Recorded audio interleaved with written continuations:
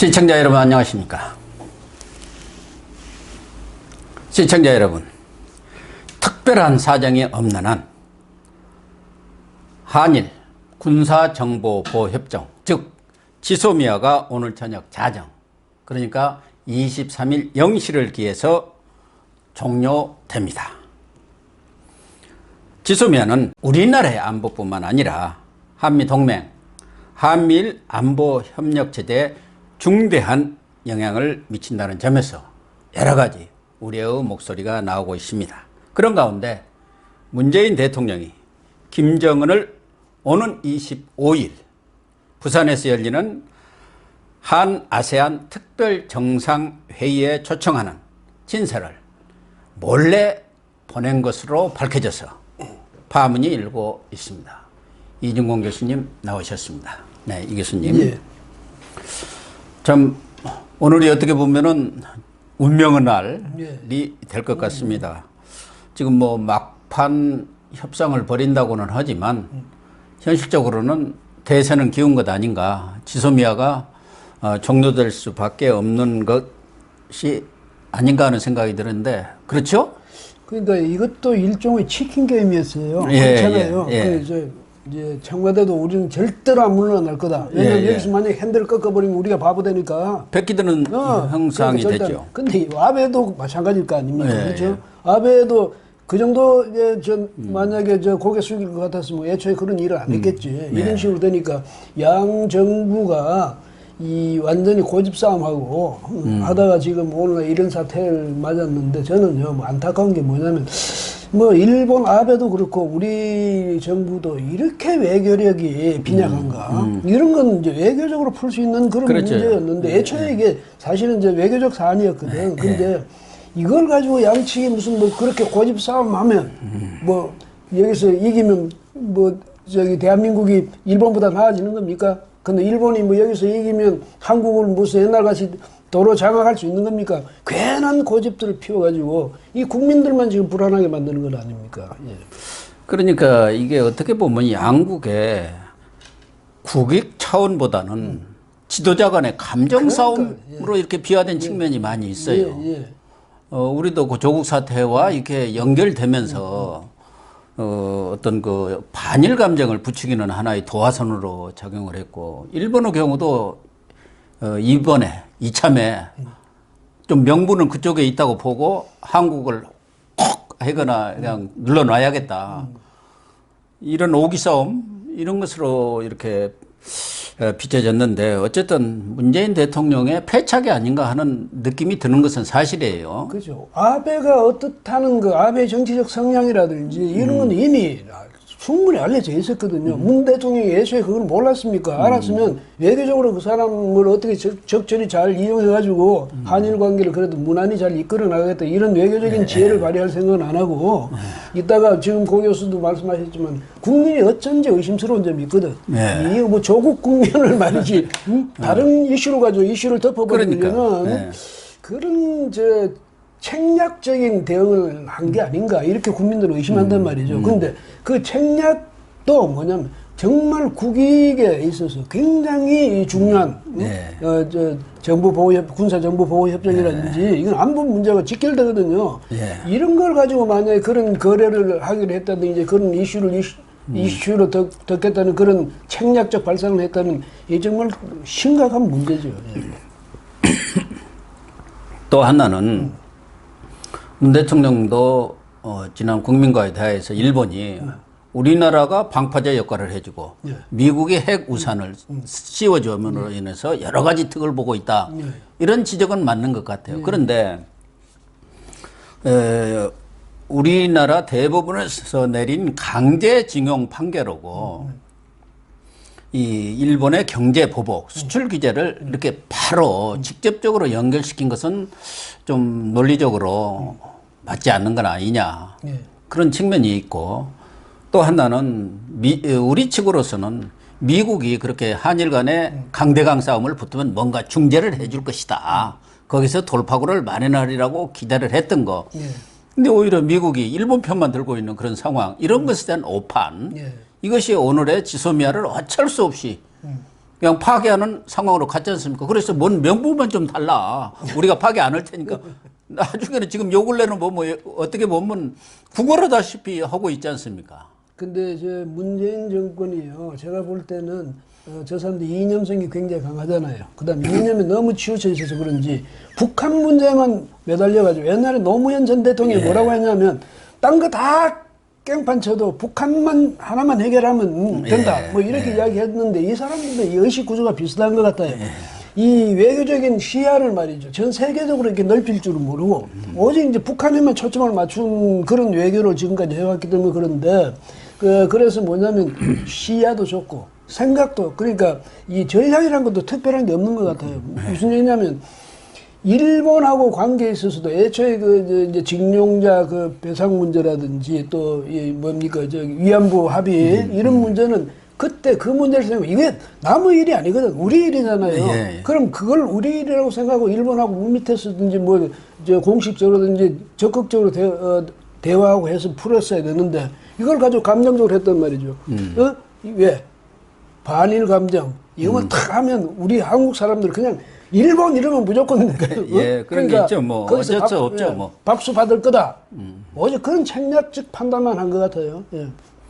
근데 결과적으로 어쨌든 우리 국가 안보에도 심대한 영향을 미칠 수밖에 없지 않습니까? 북한이 과거에 핵이라든가 미사일 또 무슨 SLBM 잠수함 발사 탄도미사일 같은 것들이 고도화되지 않았을 때는 정보력의 삼국 간 교환의 효용성이란가 이게 좀 낮을 수도 있는데 지금 최고도화되어 있기 때문에 최첨단 어떤 그 장비들을 가지고 있는 일본이라든가 미국의 협조를 받지 않을 수가 없는 그런 관계 아니겠습니까? 그렇죠. 또 하나는 지금 미국은 이 지소미아를 단순히 한미 동맹 차원을 넘어서 동북아 내지는 인도 태평양 전략의 하나의 중요한 어떤 그 전략 카드로 보고 있는 거 아닙니까? 중국을 견제하기 위한 카드로 보고 있거든요. 그런데 우리 정부는 별거 아니다. 뭐 우리한테 미치는 안보적 영향은 매우 제한적이라고 이렇게 낙관론을 펴고 있는데 그게 맞는 얘기예요. 우리 외교가요. 아까 고 교수 지적을 하셨지만은 우리가 뭐 이렇게 하면 미국이 뭐 해줄 그러니까 이건 막 응석 외교라든지 떼쓰기 외교 특히 미국하고 사이에서는 이제까지 뭐 70몇 년 그렇게 왔으니까 미국이 우리를 설마 뭐 이런 게 있었을지 모르지만은요. 그러나 미국도 지금 전략이 많이 바뀌지 않았습니까? 그 다음에 특히 이제 한국 정부가, 문재인 정부가 애초에 미국한테 상당히 그런 의혹을 많이 줬단 말이죠. 한국이 중국 친중 정책을 펴려는 것 아니냐. 그 친북 정책을 펴므로써 이 말하자면 흔히 하는 말로 등거리 외교. 이런 식으로 우리를 대하는 거 아니냐. 이렇게 이제 신뢰성이 잃었으니까 미국으로서는 일본을 중시할 수밖에 없잖아요. 당연한 결과예요. 그러니까 그래놓고 왜 일본 편 들고 우리 편 안 들어주냐가 아니라 우리가 그동안 그만큼 미국하고 동맹관계에서 균열을 낸 건 사실 우리 측이 더 요인이 많거든요.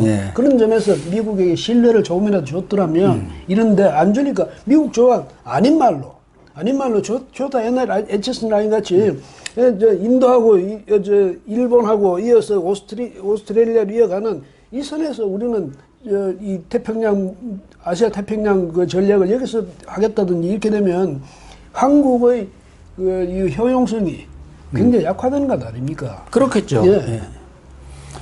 만약 이제 이렇게 해서 지소미아가 종료가 될 경우에 따라서는 이제 지금 흘러나오고 있습니다만은 미국에서는 부인을 공식적으로는 하고 있는데 주한미군 철수카드라든가 이 방위비 분담 지금 그렇지 않아도 뭐 엄청난 돈을 내라고 하는데 그렇게 영향을 미치지 않겠습니까? 지소미아가 파괴돼 가지고 그런 정보 공조가 안 되니까 우리가 더 많은 돈과 비용을 들여서 이런 정보도 수집하고 한다고 미국이 누구들이 그 부담을 절하는 그 멋지게 생겼으면 우리는 미군 철수할 수밖에 없다. 부분적으로라도. 그래서 그걸 벌충을 해야겠다. 이런 얘기가 나올 수밖에 없는 거 아니겠습니까? 그래서 미국한테 건수를 잡힌 거예요.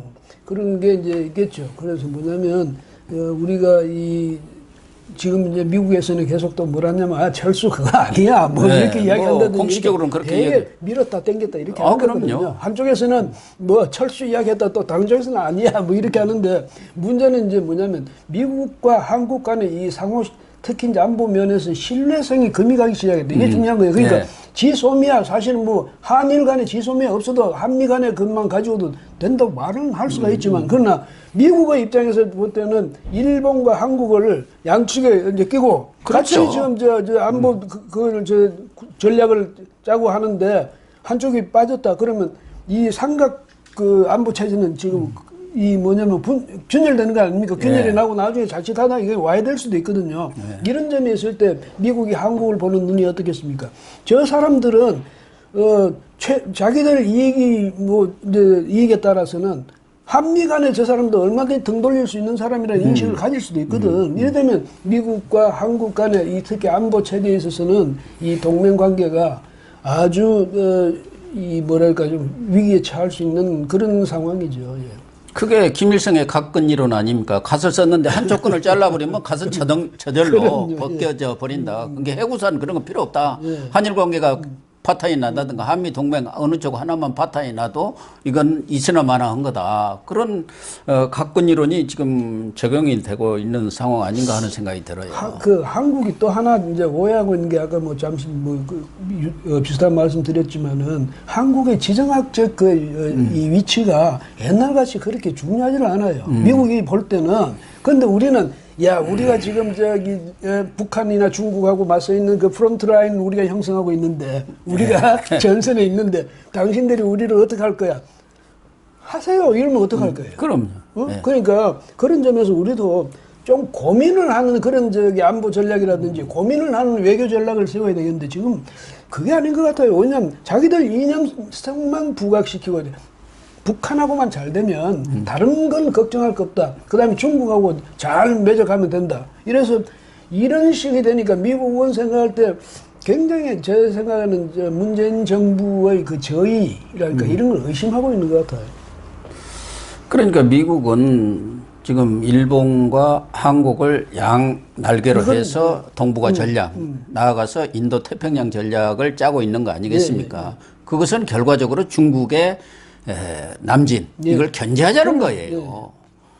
그런데 우리가 거기서 싹 빠져볼 경우는 미국이 새로운 어떤 국제 전략, 전술 전략을 짤 가능성이 많죠. 한국을 배제하고 일본과 다른 호주라든가 연결하는 새로운 전략을 짤 가능성이 있는데 저는 왜 이런 우리 같은 전문가가 아닌 사람들도 상식적인 판단에서도 내릴 수 있는 결론을 청와대가 그렇게 내렸을까 이렇게 생각해 보면 지금 정의용 김현종 라인 두 분 다 군사안보 전문가들이 아닙니다. 아니죠. 다 통상 전문가들이.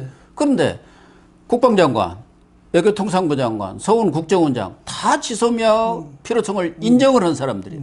근데 이 사람들이 배제되고 외교 안보 라인 중에서 국가안보실에 있는 정의용 실장하고 2차장 그것도 김유군 1차장은 또 빠졌어요. 이 1차장이 사실은 군사 분야를 담당하고 있지 않습니까? 근데 이 김현종 통상 전문하는 사람이 다 쥐고 지금 흔들어버리다 보니까 이게 너무 국가 안보에 대한 인식이 좀 부족한 거 아닌가. 또 거기에 대한 전문적 식견도 부족한 거 아닌가 하는 생각이 들어서 정말 이게 더 문제 아닌가 보여져요. 그러니까 국가 안보 컨트롤을 누가 하느냐 이게 거든요. 컨트롤 타워 타워 어디 갔냐 이게 문제인데 그것에 있어서 지금 국가 안보 실이 그게 이제 컨트롤 타워가 되는 것 아닙니까? 그렇죠. 그러니까 지금 그 거기서 말씀처럼 이 사람들 우선순위가 있을 거라고. 그러면 정의용이나 김현종 이 사람들은 통상 우선주의자들이에요. 통상 우선. 당장 중국이라는 거대한 말이지. 엄청난 시장이 교역 우리가 상대가 뭐 제일 있으니까 1위의 시장이니까요. 그걸 항상 염두에 두게 되거든. 그 다음에 그렇지만 우리가 얼마나 이 안보적으로 취약한 지역인가를 생각한다면 이 국방부 장관이나 이 국정원장의 목소리가 커져야 될 텐데 이건 다 죽여놨거든. 그 세상에 어떻게 통상 전문가가 국가 안보 컨트롤 타워 역할을 할 수 있습니까? 그게 무리단 말이지. 근데 문 대통령 전혀 무리가 아니라서 왜? 만약에 그걸 국방 전문가한테 준다면 남북 관계에 있어서 어떻게 균열을 일으킬지 모른다 그런 의심이 가거든. 그러겠죠. 그래서 그렇게 하는데 사실은 미국으로서는요. 미국이 이를테면 세계적 패권 국가 아닙니까? 그렇죠? 그런데 중국은 지금 세계하고 상관없어 이러면서도 적어도 이 동북아시아에서는 자기들이 왕노릇 하고 싶단 말이야. 근데 미국이 그런 걸 허용할 수 있겠습니까? 왜냐하면 왕초는 다른 왕초가 그런 걸 죽어도 못 보거든. 그러니까 미국이 어떻게 하든 중국을 지금 저 해안선에서 묶어 놓으려고 한단 말이죠. 예. 대양 해군 뭐 육성해가지고 밖으로 못 나오게. 그걸 막고 있는데 한국이 이게 제일 문제야. 꼭 저 중국한테 붙어가지고 미국하고 전통적인 그런 관계에 대해서는 배신할 그런 기운이 자꾸 보이니까 미국으로서는 한편으로는 한국을 견제할 수밖에 없고 그러면서 이제 또 한편으로는 전통적인 관계를 이어갈 수밖에 없는 이런 상황이거든요. 그런데 우리 정부가 정말 제가 생각할 때 이때는 안보 측면에서는 어떻게 원칙, 그다음에 통상의 측면에서는 어떤 원칙 이런 걸 분명히 좀 제시를 했으면 좋겠어요. 예, 어쨌든 이 부분은 뭐 우리 국민들 상당수와 상당히 우려하는 사안 아니겠습니까? 제가 볼 때는 뭐 벼랑 끝 합의는 거의 물 건너가 한 것이고 경우에 따라서는 뭐 폐기 유예라든가 제3의 조치도 가능성도 아직은 남아 있고 저희가 지금 방송을 녹화하는 게 오전이니까 우선 또 오늘 NSC 상임위도 열린다니까 좀 지켜보기로 하시죠, 뭐. 그 막판에 대해서 그러니까 지금 서로 막 달리고 마주보고 달리는데 막판에 대해서 어떤 식으로 이제 이 핸들을 꺾는 것도 요령을 피워서 꺾을 수가 있긴 있어요. 그러니까 예. 지금 말씀하신 대로 일단 그럼 요 문제는 종료 선언을 하지 말고 좀 당분간 가자든지 뭐 유예한다든가 뭐 그런 게 있을 수는 좀 있겠죠. 지켜보시죠. 오케이. 예, 그렇게 여러 하고 요 근래 좀 아주 우습게 된 게 문 대통령이 김정은한테 보낸 친서를 우리 언론에서 들은 게 아니라 북한 조선중앙통신 보도를 보고 알게 됐어요. 그래서 지난 5일에 보냈다는 거 아니겠습니까? 김정은한테 친서를 보내서 25일부터 부산에서 한 아세안 특별 정상회의가 열리잖아요. 거기 김정은을 참석을 위해서 아주 공을 들이고 있는 것은 뭐 다 알 수 있는 사실인데 그렇게 강고간 친서를 보냈으면 그래도 우리 국민들한테 좀 알려야 하는 게 도리 아닙니까? 창피해요, 좀. 슬슬 뭐냐면 물론 띄우긴 했죠. 예, 뭐라고 했죠. 하냐면 올 것 같다. 뭐 올 것 같다. 서훈 국정원장도 9월에 그러니까. 국회에서 올 가능성이 있다고 그때 그다음에 느닷없이 얘기해서 또 우리가 볼 때는 전혀 그런 것 같지 않은데 그리고 또 누구죠? 뭐 타겸민이가 누구? 예, 누구? 다 준비돼 준비 다 돼 있습니다. 그런데 북한에서 나오는 말을 보니까 최상급의 준비를 하고 있으니 제발 와주십시오 했다는 거 아니에요? 제발이 아니라 간절히 그러니까 요청을 했다는 그것도 거부를 하니까 그러면은 특사로 국무위원장이 못 오시면 특사라도 김여정이라도 최령이라도 이렇게 보내달라고 간곡히 요청을 했다는 거예요. 근데 문재인 대통령 혼자는 자기가 뭐 김정은이가 어떻게 친하든 뭐 하든 좋은데 왜 대한민국 5천만 국민 채통을 이 모양으로 만듭니까? 우리가 북한한테 뭐가 줄린 게 있다고 세상에 이런 식으로 5천만 국민 같이 걸어가지고 말이지 김정은한테 이렇게 망신당하도록 조롱, 모욕, 네. 훈계까지 다 나오고 있으니까요. 뭐 이왕 이야기 나왔으니까 뭡니까 어부인지 뭐 여하튼 어선 타고 온선 두 사람 보낸 거 있잖아요. 강제 북송했죠. 그것도 5일 날에 그 통보를 했어요. 근데 5일 만에 보냈죠. 아니, 그러니까 2일 날 납부를 해갖고 요 친서 보낸 그 5일에 또 북한한테 이 어부들 강제 북송하겠다 통보를 하고 7일 날 이제 진짜 보냈죠. 그러니까 여하튼 닷새 만에 보냈다는 거 아니에요. 그렇죠? 네. 그런데 닷새 만에 뭘 얼마나 조사를 했습니까? 그러니까. 예? 그 우리 영토 내에 있었던 일도 아니고 저 북한에서 거기서 있었던 그 일을 닷새 만에 조사가 돼요. 그게 열몇 사람, 16사람 죽였다는 조사가 여하튼 우리가 그럼 그 조사를 아마 끝냈는데도 몇 달은 걸렸을 거예요. 만약 하자면 이런 식으로 북한에 대해서는 뭐 하는 원칙도 없고 그냥 저는 그래서 의심이 되는 게 좀 보내 쓸데없는 소리 하지 말고 걔들 나쁜 놈들이야 이래서 그냥 보내버린 거 아닌지 모르겠어요. 아니 뭐 이런 김정은의 이런 방남을 아주 그냥 모든 노력을 기울여서 추진하고 있는데 혹시 방해가 될 그래서 유엔에서 얼마 전에 결의한 북한 인권 결의안 있지 않습니까? 그것도 공동 제안국에서 싹 뺐지 않습니까? 빠졌죠. 이번만 빠졌어요. 그렇죠. 예. 그러니까 이 공동 제안국도 그게 이제 2008년부터가 이제 계속했어요. 예. 계속했는데 올해 싹 빠져버렸거든. 그러니까 옛날에 그저 박람 이거 어떻게든 성사시키려고 그러니까, 그냥 예. 모든 것을 다 동원한 거죠. 근데 저는 그래서 우리 국민들도 좀 생각을 왜 정부가 저렇게 하냐면 김정은이가 오면 자기들이 총선 전략 그 하나만으로서 끝내준다고 생각하니까 저러거든요. 그럼 바꿔 말하면 김정은이만 오면 우리 국민들이 쌍수를 들어서 환영한다고 생각하니까 그런 거예요. 근데 실제로 보면 그런 영향이 없지가 않아요. 왜냐하면 북한 카드가요, 우리 여론을 상당히 움직이는 게 사실이에요. 그렇다면 우리 국민도 좀 자존심을 가져야지. 김정은이가 온다고 해서 달라질 게 뭐 있습니까? 아무것도 없죠. 예. 비핵화가 뭐 됐습니까? 아무것도 지금 달라진 게 없어요. 우리 국민도 좀 뭐라면 이럴 때 좀 각성을 해가지고 이 김정은이나 북한 체제에서 우리가 분명한 입장을 스스로 가져야 될 텐데, 예? 김정은이가 마치 우리 한반도 평화를 김정은이가 주도적으로 이루어질 것처럼, 김정은이한테만 잘 보이면 뭐 우리 안보가 되는 것처럼 어떻게 하다 인식을 이런 식으로 뒤바꿔 놨는지 참 한심스러운 일이죠. 예. 또 하나 저는 걱정되는 것은 북한에서 지금 계속 문재인 대통령을 압박하는 게 약속을 지키라는 겁니다. 약속을. 판문점, 백두산, 평양 회담에서 한 약속을 지켜라. 외세 의존 이제 그만 탈피하라는데 그 약속을 무슨 약속을 했느냐. 정말 우리 국민들도 알아야 하지 않습니까? 예. 제가 볼 때는 어떤 적정한 시점에 가서 이것도 저것도 안 되겠다. 파토가 났다. 말하자면 연말 가서 북미 협상인가 그것도 지금 시한을 걸어놨잖아요. 그것도 안 되고 해서 이제 진짜 대결 국면으로 갈 때는 아마 그 부분도 깔라리라고 봐요. 공산당은 북한 사람들은 봐주는 게 없어요. 그 쟤들이 무슨 이제 짓을 할지 모르죠. 일단 쟤들한테는 비밀이 없다는 게 더 들통났잖아요. 예. 뭐든지 아무리 막후에서 뭐라고 이야기했더라도 기분 나쁜 순간에 다 불어버려. 그러니까요. 그리고 정말 뭘 약속인지 모르겠어요. 정말 그거 좀 국민들도 알아야죠. 도보 다리에서 무슨 약속을 했는지 모르겠어요. 무슨 얘기냐면 북한이 또 최근에 저 보도를 보니까 북한이 금강산 하고 개성공단 그거를 제시를 그거가 안 되겠다 했다는 거 아니에요.